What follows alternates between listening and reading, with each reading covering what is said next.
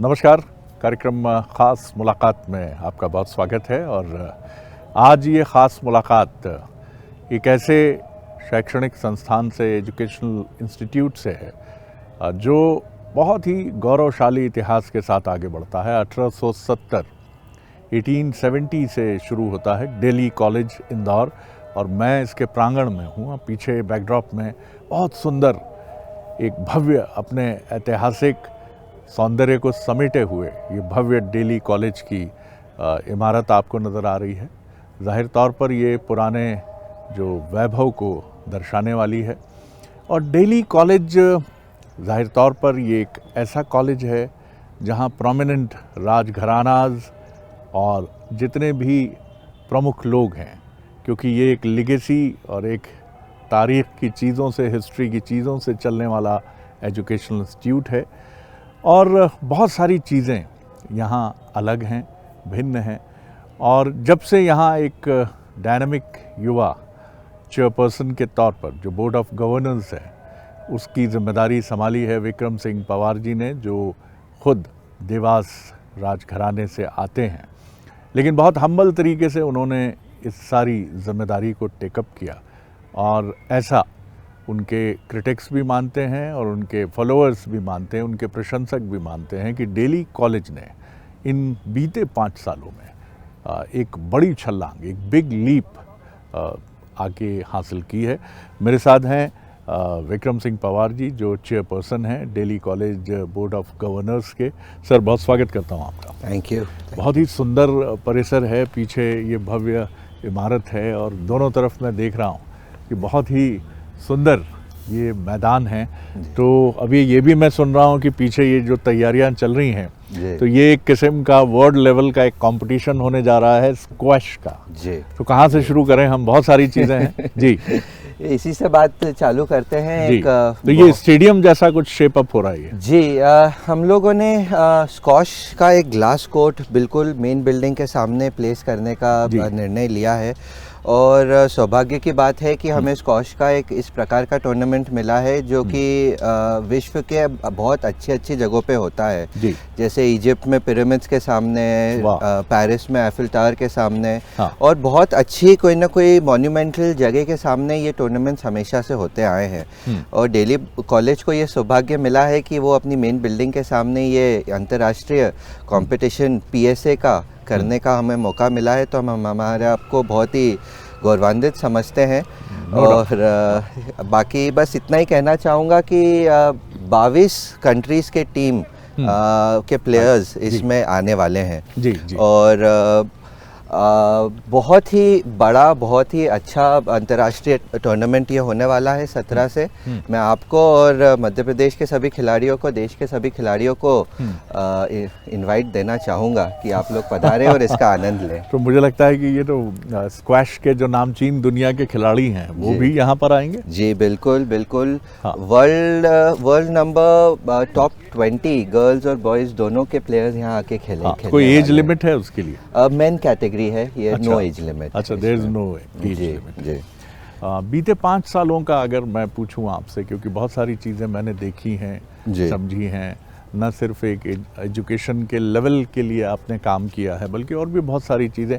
फिर भी आपसे मैं पूछूं कि किस चीज़ पर आपको गर्व होता है कि आपने अपने बाकी मेंबरान के साथ इस कॉलेज में और बेहतरी करने के लिए कुछ ऐसे स्टेप लिए जिनसे आपको भी बहुत खुशी मिलती है? जी नहीं, देखिए, दिल्ली कॉलेज ने हमेशा से अपने आप को बहुत प्राउड समझा है कि दिल्ली कॉलेज बच्चों का ऑलराउंड डेवलपमेंट करता आया है। जी। एकेडमिक्स तो हर स्कूल प्रोवाइड करता ही है, लेकिन दिल्ली कॉलेज के पास हमेशा से बहुत सारे अनेक दूसरे एस्पेक्ट्स भी रहे हैं जिनके ऊपर दिल्ली कॉलेज ने काम किया है। तो पिछले 5 साल में या 3 साल मेरे प्रेसिडेंसी में जो मैं कहना चाहूँगा, मेरे बोर्ड के सहयोग के साथ में हम लोग बहुत नए न्यू इनिशिएटिव्स लॉन्च करे हैं। जी। कुछ गिने चुने इनिशिएटिव्स अगर मैं आपको बताऊं तो एक पोलो का मैच हम लोगों ने मध्य भारत के इतिहास में जी जी, पहली बार हम लोगों ने यहाँ पे किया था। हम लोगों ने फिनिशिंग स्कूल चालू किया है, जो कि मध्य भारत में कहीं पे भी बच्चों को अवसर नहीं मिला करते थे, वो अब हम डेली कॉलेज में दे रहे हैं। और स्पोर्ट्स, एकेडमिक्स, को करिकुलर, इंटरनेशनलिज्म, आप सारे वर्टिकल्स में देखें तो पिछले 3 साल में पूरे बोर्ड के सहयोग से बहुत अच्छी अचीवमेंट्स और उपलब्धियाँ हासिल करी हैं डेली कॉलेज ने। जी, आपने कहा ऑलराउंड डेवलपमेंट, वो बहुत इसेंशियल है, बहुत ज़रूरी चीज़ है कि हम एक विद्यार्थी को, जबकि वो 12th स्टैंडर्ड से आगे बढ़े, उसके पहले उसके अंदर वो सारी चीज़ें आकार ले लें, शेप अप हो जाएं सारी चीज़ें, जो उसको आगे एक बेहतर इंसान, एक प्रोफेशनल के तौर पर डेवलप करे। तो कैसे आप डिफ़ाइन करते हैं इस ऑलराउंड डेवलपमेंट को? जी बिल्कुल, क्योंकि नॉर्मल एजुकेशन सिस्टम जो हमारा है, कहीं ना कहीं अगर हम देखें तो वो बहुत ही वेस्टर्नाइज्ड एजुकेशन सिस्टम है। ये एजुकेशन सिस्टम बोलते हुए भी दुख होता है, पर कहीं ना कहीं ये अंग्रेज़ों की देन है। और उसी अंग्रेज़ों के एजुकेशन सिस्टम को हम पिछले कई सालों से अपने आज़ाद देश में फॉलो करते आ रहे हैं। तो उस सिस्टम को तोड़ के नया सिस्टम बनाना और बच्चों को, पेरेंट्स को उस नए सिस्टम में इंक्लूड करना, इन्वॉल्व करना एक बहुत ही मुश्किल जर्नी रही है। लेकिन डेली कॉलेज ने ये इनिशिएटिव उठाया है कि हम हमारे पुराने एजुकेशन सिस्टम को लेते हुए, जिसमें मेमोराइज करके पढ़ाने वाला, एक जो बोलते थे रट्टा मार मार के पढ़ने वाले सिस्टम को कहीं ना कहीं हमें पीछे छोड़ना है, और रिसर्च बेस्ड नई टेक्नोलॉजी के साथ में, नई आधुनिक चीज़ के साथ में पढ़ाना चालू करा है। और एकेडमिक्स तो एक वर्टिकल हो गया, उसके अलावा body fitness, sports, intellectual activities, international exposures. हम इंटरनेशनल एक्सपोजर में भी डेली कॉलेज के जो इनिशिएटिव्स चलते हैं, अराउंड हम 16-17 अलग अलग ऑर्गेनाइजेशन से जुड़े हैं जो पूरे वर्ल्ड में चलती हैं, जो कि फिलैंथ्रोपी करती हैं, एक्सचेंज एक्टिविटीज़ होती हैं। हमारे बच्चे जाके दूसरे देशों में रहते हैं, दूसरे देश के बच्चे आके यहाँ आके रहते हैं। बच्चों का एक्सपोजर, बच्चों की जो नेटवर्किंग होनी चाहिए, वो एकेडमिक्स के साथ में साइड बाय साइड ये सारे एस्पेक्ट्स भी बच्चों को, हम लोगों को सिखाना है। उनका कॉन्फिडेंस लेवल हमें बढ़ाना है। तो ये सारे के सारे एस्पेक्ट्स पे हम लोग साथ में काम कर रहे हैं। कमाल है। प्राइम मिनिस्टर साहब का बड़ा जोर है इस पर कि भारत के विद्यार्थी भारत के गौरव से भी परिचित हों, और वो ये भी जानें कि भारत की जो संस्कृति है वो कितनी समृद्ध है, कितनी प्रॉस्परस है, और उसकी जो लर्निंग्स हैं वो कितनी बेहतरीन हैं। तो इसके लिए भी मैंने सुना है कि आप अपने यहाँ इस तरह के प्रोग्राम्स लेकर चलते हैं। जी बिल्कुल। आदरणीय हमारे प्रधानमंत्री जी ने एक बहुत अच्छा इनिशिएटिव 2020 में लाए थे, न्यू एजुकेशन पॉलिसी का, और उसके माध्यम से हम स्कूल्स के काम करने का दायरा बहुत बढ़ गया। हम लोग अब हम खुद हमारे हिसाब से बहुत नए करिकुलम, बहुत नए सब्जेक्ट्स डेवलप कर पा रहे हैं, जिसमें हम लोगों ने प्राथमिक जोर दिया है, वो है इंडियन नॉलेज सिस्टम। वाह। जो कि हमारी गुरुकुल की पढ़ाई हुआ करती थी, जो हमारी गुरु शिष्य परंपरा हुआ करती थी, जो मैं कहूँगा अंग्रेजों से पहले, मुगल से पहले हमारे हिंदुस्तान में जिस प्रकार से पढ़ाया जाता था बच्चों को, कहीं ना कहीं वो एजुकेशन सिस्टम हम वापस से लाने का प्रयास कर रहे हैं। और मुझे बहुत खुशी होती है कहने के लिए कि इंडियन नॉलेज सिस्टम के ऊपर डेली कॉलेज अब लीड ले रहा है। फर्स्ट इनिशिएटिव कि हम इंडियन नॉलेज सिस्टम को स्कूली शिक्षा में किस प्रकार से हम उसको इंटीग्रेट कर सकते हैं, इन्वॉल्व कर सकते हैं, इसमें आप देश में पायनियर काम कर रहे हैं। और ऐसा कह सकते हैं। जी। वाह, बहुत अच्छा। जी। आप लोगों की कुछ रैंकिंग भी होती है कुछ इस तरह से, इसमें दिल्ली कॉलेज कहाँ स्टैंड करता है, कहाँ खड़ा होता है? जी, वो भी एक बहुत खुशी का मौका है, क्योंकि अभी 1 महीने पहले ही अभी एक कैटेगरी जो कि हिंदुस्तान में लॉन्च हुई है, आईवी स्कूल्स करके। जिस प्रकार के से आईवी कॉलेजेस हुआ करते हैं पूरे देश में, आप जानते हैं ऑक्सफोर्ड, हार्वर्ड, कोलंबिया, इस प्रकार के जो आईवी कॉलेजेस, जो कि दुनिया जानती है कि वो cream of the cream colleges हैं, वैसा ही एक कंसेप्ट है आईवी स्कूल का। उसमें डेली कॉलेज को 5 स्टार्स करके और उस कैटेगरी में इंक्लूड किया गया है।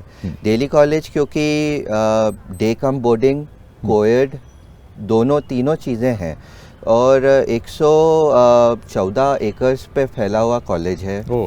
स्कूल है, मतलब कॉलेज हम ज़रूर बोलते हैं पर स्कूल है। स्कूल है ये। पर इस स्कूल को उस कैटेगरी में इंक्लूड करा है तो ये हम सब लोगों के लिए बहुत गौरव की बात है, सारे ओल्ड एलियंस के लिए बहुत बड़ी बात है। ये काफ़ी इम्पोर्टेंट बात है।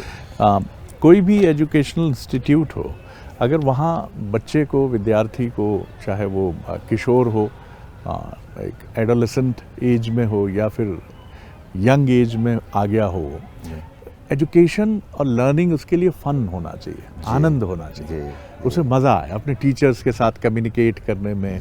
फिर टीचर्स और पेरेंट्स का एक आइडियल कॉम्बिनेशन होना चाहिए। देखिए ये घंटाघर भी शायद हमारी बात पे मुहर लगा रहा है जी। तो ये आप कैसे इसको रखते हैं कि बच्चे, क्योंकि वो यहाँ आके हॉस्टल में रहते हैं, बहुत दूर दराज से आते हैं, मध्य प्रदेश के बाहर से भी आते हैं, तो और एक अलग एनवायरनमेंट होता है, कैसे ये कैसे मैनेज करते हैं? देखिए अभी हम लोगों ने 1 साल पहले एक और नया इनिशिएटिव लिया था। ये प्रिंसिपल मैम का ब्रेन चाइल्ड रहा था हमेशा से। वो एक हैप्पीनेस सेंटर उन्होंने डेली कॉलेज में डेवलप किया, जिसमें वो साइकोलॉजिकली भी सारे बच्चों को असेस कर रहे हैं कि उनके इंटरेस्ट की चीज़ें क्या है। ज़रूरी नहीं है कि उसके इंटरेस्ट की चीज़ क्लासरूम में हो, उसकी इंटरेस्ट की चीज़ फुटबॉल ग्राउंड पे हो सकती है, उसकी इंटरेस्ट की चीज़ डांस स्टूडियो पे हो सकती है। तो जो बच्चों को इंटरेस्ट क्रिएट कर रहे हैं, जहाँ उनका हैप्पीनेस हो रही है, जिस प्रकार से आपने बोला कि मुझे तो याद नहीं है कि मैं स्कूल के लिए बहुत खुशी घर से उठ के आया होऊंगा। मैं भी। लेकिन कहीं ना कहीं आगे की पीढ़ी के लिए हम ये विजन रखते हैं कि बच्चे सुबह उठें तो उन्हें मज़ा आए स्कूल जाने में, पढ़ाई करने में, अपने दोस्तों से मिलने में और स्कूल की सारी गतिविधियों में। तो कहीं ना कहीं उस प्रकार के प्रोटोकॉल्स पे और उस प्रकार के स्ट्रक्चर्स पे हम लोग पिछले 1-2 साल से बहुत गंभीरता से काम कर रहे हैं जी। जो down trodden section of the society है, उनके बच्चों के लिए भी मेरे ख्याल से कोई प्रोविज़न आपका होगा कि उनके लिए भी कुछ स्पेस मिले, क्योंकि एक सपना होता है डेली कॉलेज में आना या इसका हिस्सा होना। नहीं, बहुत अच्छा मुद्दा आपने पूछा शरद जी। हम लोग सरकार के जो नियम हैं वो तो हम फॉलो कर ही रहे हैं, जो आरटीआई के माध्यम से जो हमें बिलो पॉवर्टी लाइन के बच्चों को शिक्षा देनी होती है वो तो हम कर ही रहे हैं। लेकिन हम लोगों ने हमारे मन से भी जो स्कॉलरशिप प्रोग्राम्स हम लोगों ने 2 साल से चालू करे हैं, जो कि मुझे बहुत गर्व होता है कि अगर कोई बच्चा गरीब है लेकिन वो पढ़ना चाहता है, लेकिन कोई बच्चा अगर बहुत गरीब है, वो कुछ खेलना चाहता है, उसकी रुचि किसी भी क्षेत्र में है, तो हम उनको 100% स्कॉलरशिप पे भी डेली कॉलेज में रख रहे हैं। हमने जब प्रोग्राम चालू किया था उस समय तो कुछ गिने चुने 4-5 बच्चे आते थे, लेकिन आज वो बच्चों की संख्या 100 के ऊपर जा चुकी है और बहुत अच्छी संख्या में हम आज की तारीख में स्कॉलरशिप्स दे रहे हैं। स्टाफ चिल्ड्रन को हम लोग पढ़ा रहे हैं फ्री में। हम लोग स्पोर्ट्समैन को और बहुत अलग अलग लोगों के लिए हम लोगों ने अलग अलग प्रावधान खोल रखे हैं कि कहीं पैसा और फीस की राशि देख के बच्चे को ये नहीं लगना चाहिए कि हम डेली कॉलेज जैसी संस्था में पढ़ाई करने नहीं आ सकते। ये भी एक बड़ी इम्पॉर्टेंट बात है। बीच में कुछ ऐसी चीज़ें भी हमने सुनी कि कुछ आपके जो मेंबर्स हैं इक्का दुक्का कि उनकी तरफ से ये बात आई कि वो कुछ यहाँ के तौर तरीक़ों से इत्तेफाक नहीं रख रहे हैं, और उनका ये भी कहना है कि इलेक्शंस जो ड्यू थे वो चंद महीने, 6 महीने शायद आगे बढ़ा दिए गए। ये क्या विषय है? इलेक्शन का विषय ये है शरद जी कि 13 दिसंबर को हमारा कार्यकाल समाप्त हो रहा है और हमारे कॉन्स्टिट्यूशन में हमारे उसमें एक प्रावधान है कि हम लोग इस टर्म को 6 महीने तक आगे बढ़ा सकते हैं। लेकिन हमने डिसीजन लिया है कि अभी 3 से 4 महीने के लिए उसको आगे बढ़ाया जाए। अच्छा। और उसके पीछे भी जो हमारा कारण है वो बहुत सिंपल है। दिसंबर के समय हमेशा इलेक्शन डिक्लेयर होते हैं और दिसंबर का समय डेली कॉलेज के लिए बहुत बिजी समय रहता है। हमारा एनुअल प्राइज गिविंग होती है, हमारे मिड टर्म्स होते हैं, बच्चे, स्टूडेंट, स्टाफ, सब लोगों का इन्वॉल्वमेंट बहुत ज़्यादा रहता है। और हमारे जो चुनाव होते हैं वो लगभग 3 महीने की प्रक्रिया रहती है उस चुनाव की। और उस चुनाव में हमें डेली कॉलेज स्टाफ की भी आवश्यकता लगती है, एडमिनिस्ट्रेटिव स्टाफ की भी आवश्यकता लगती है, हमको बच्चों को भी छुट्टी देने की ज़रूरत पड़ती है। तो हमेशा से हम लोगों ने चाहा है कि हम चुनाव गर्मी में करें, गर्मी के समर वेकेशंस में करें, ताकि स्कूल की डेली वर्किंग हैम्पर ना हो सके उसमें। ये तो एक रैशनल पॉइंट है जी। तो ये हम लोगों ने पहली बार इस बार नहीं किया है। पिछले 3-4 कार्यकालों का जो मुझे याद है उसमें हमेशा से ये करते आए हैं और इस राइट को हर बोर्ड ने एक्सरसाइज करा है। तो नहीं हम लोगों ने कोई नियम का उल्लंघन किया है, नहीं कोई नियम के बाहर जाके हम लोग कोई एक्टिविटी कर रहे हैं। जो हमको कॉन्स्टिट्यूशन अलाउ कर रहा है उसी चीज़ को हम फॉलो कर रहे हैं। तो जो ये सो कॉल्ड अपोनेंट्स हैं आपके, इनसे कम्युनिकेशन हुआ आपका कि भैया एक बहुत प्रेस्टिजियस इंस्टीट्यूट है जी, आप अपने अच्छे सुझाव दीजिए जी, कुछ और जो चीज़ हो मिले जुले? हमने सुना है वो हाई कोर्ट भी ले गए इस इशू को। जी जी जी, मैं उसमें और ऐड करके कहूँगा 2-3 कोर्ट्स में और वो जा चुके हैं। लेकिन बहुत दुर्भाग्य का विषय है शरद जी की कि हमारे ही ओल्ड एलियन जिन्होंने इस स्कूल से शिक्षा ली और जिनका मैं समझता हूँ उनका भी इमोशनल कनेक्ट इस संस्थान से उतना ही होगा जितना हमारा है, लेकिन उसके बावजूद भी वो डेली कॉलेज के नाम के ऊपर जो कलंक लगा रहे हैं वो बहुत दुर्भाग्यशील है। और कोई भी मुद्दा सत्य का नहीं है। हमने उनको एक बार नहीं, 2 बार नहीं, कई बार पिछले 5 साल के कार्यकाल में अवसर दिए हैं कि आप सामने आइए, आप सोशल मीडिया पे मत जाइए, आप पब्लिक प्लेटफॉर्म पे। सोशल मीडिया पे पहले जाते हैं। वो सोशल मीडिया पे ही जाते हैं। अच्छा। उनको हमने बोला है कि आपके आरोप हमारे सामने रखिए, आपको अगर कोई चीज़ सुधारनी है तो आप हमें बताइए। एक बार नहीं, उनको कई बार इस चीज़ के मौके दिए हैं। उनके पास ना ही कोई प्रूफ है, ना ही कोई तथ्य है, ना कोई एविडेंस है। वो प्रॉब्लम सॉल्विंग मैकेनिज्म पे काम नहीं कर रहे हैं, वो प्रॉब्लम क्रिएटिंग मैकेनिज्म पे काम कर रहे हैं। तो क्योंकि प्रॉब्लम क्रिएट करके उनको एक प्लेटफॉर्म मिलता है अपना वर्चस्व बनाने का, इसलिए वो उस राह पे जा रहे हैं। बाकी उनके अलावा दूसरे भी ओल्ड एलियंस हैं जिनको तकलीफ होती है, वो हमारे पास आते हैं, हम उन तकलीफ़ों का निराकरण करते हैं। और एक क्लोज डोर इंटरनल फैमिली के अंदर जिस प्रकार से व्यवहार होना चाहिए उस प्रकार से हम व्यवहार करके उन प्रॉब्लम्स को ख़त्म करते हैं, सल्यूशन निकालते हैं। पर दुर्भाग्य से ये चीज़ हो रही है और कहीं ना कहीं इलेक्शन भी सर के ऊपर हैं, तो कहीं ना कहीं वो भी उनको एक ज़्यादा अवसर दे रहा है कि इन सारी चीज़ों को पब्लिसाइज कर सके। लेकिन सब लोग बहुत समझदार हैं, हमारे वोटर्स, हमारे ओल्ड एलियंस, हमारे पेरेंट्स, वो भी एजुकेटेड हैं और बहुत ही बुद्धिजीव वर्ग से आते हैं। तो मुझे पूरा विश्वास है कि उनको इन गलत फहमियों से कोई भ्रमित वो नहीं हो रहे हैं। ये कॉन्फिडेंस आपके चेहरे पे भी है कि आप ये मानते हैं कि ये चीज़ें थोड़ी सी रिपल्स तो क्रिएट करती हैं जी, लेकिन ये डेली कॉलेज की इस शानदार इमारत और इसके शानदार अतीत जी और वर्तमान और आने वाले भविष्य पर कोई बहुत असर नहीं डालेंगी। चलिए, लेकिन ये भी एक डेमोक्रेसी में हक है हर आदमी को अपनी बात रखने का। बिल्कुल, वो उठा कंक्लूड करते हुए मैं जानना चाहूँगा आपसे कि और क्या आपकी फ्यूचर प्लानिंग्स हैं, किस तरह से आप आने वाले वक्त में और कुछ चीज़ें यहाँ शुरू करने वाले हैं, और कितने स्टूडेंट्स हैं डेली कॉलेज में? जी, डेली कॉलेज में लगभग 1600-1650 बच्चे हैं, जिसमें बोर्डर्स भी हैं, डे स्कॉलर्स भी हैं, गर्ल्स भी हैं, बॉयज़ भी हैं। और हमारा स्कूल प्री प्राइमरी से 12th तक है और उसके बाद हमारे पास 2 कॉलेजेस भी हैं, पोस्ट ग्रेजुएशन का भी, अंडर ग्रेजुएशन का भी, इसी परिसर में जी, जो करीब 128-129। एक मज़े की बात आपको बताना चाहूँगा, हमारे कॉलेजेस का नाम स्कूल है और हमारे स्कूल का नाम कॉलेज है। बहुत बढ़िया। तो जो हमारे कॉलेजेस है वो Delhi DCBS Delhi college business school है। हाँ, वाह। और हमारा जो स्कूल है वो दिल्ली कॉलेज है। तो हमारे पास प्री प्राइमरी से पोस्ट ग्रेजुएशन तक का पूरा प्रावधान है बच्चों को। और आगे के विजन्स के बारे में जो आपने पूछा है कि देश में तो हम लोग कहीं ना कहीं टॉप रैंकिंग पे आ चुके हैं। अब इसके बाद अगला पड़ाव तो मुझे अंतर्राष्ट्रीय ही दिख रहा है। अब हमें अंतर्राष्ट्रीय स्तर पे कहीं ना कहीं दिल्ली कॉलेज को ऐसे स्थान पे ले जाके, ऐसी जगह पे ले जाके पहुंचाना है कि हर देश दिल्ली कॉलेज को रिकग्नाइज करे। और कहीं ना कहीं हमारे एक्सपेंशन के भी प्लान्स हैं दिल्ली कॉलेज के। तो वो सारे प्लान्स हम लोग अगर अगले टर्म में हम लोग उनको कहीं ना कहीं इंस्टीट्यूट करने के लिए प्रयास करेंगे।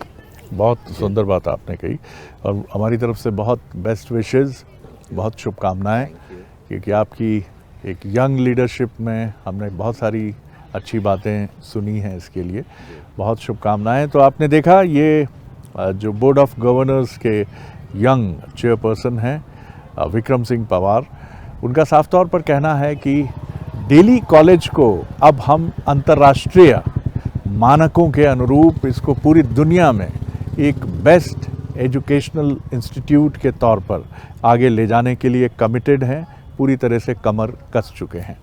और जैसा उन्होंने हमें बताया कि देश में भी आईवी स्कूल्स, जो एक बहुत ही प्रेस्टीजियस पैरामीटर माना जाता है, जिस तरह से आप ऑक्सफोर्ड के बारे में सुनते हैं, हार्वर्ड के बारे में सुनते हैं, उस रैंकिंग में अब देश में आईवी स्कूल्स की श्रेणी में ये प्रेस्टीजियस इंस्टीट्यूट है।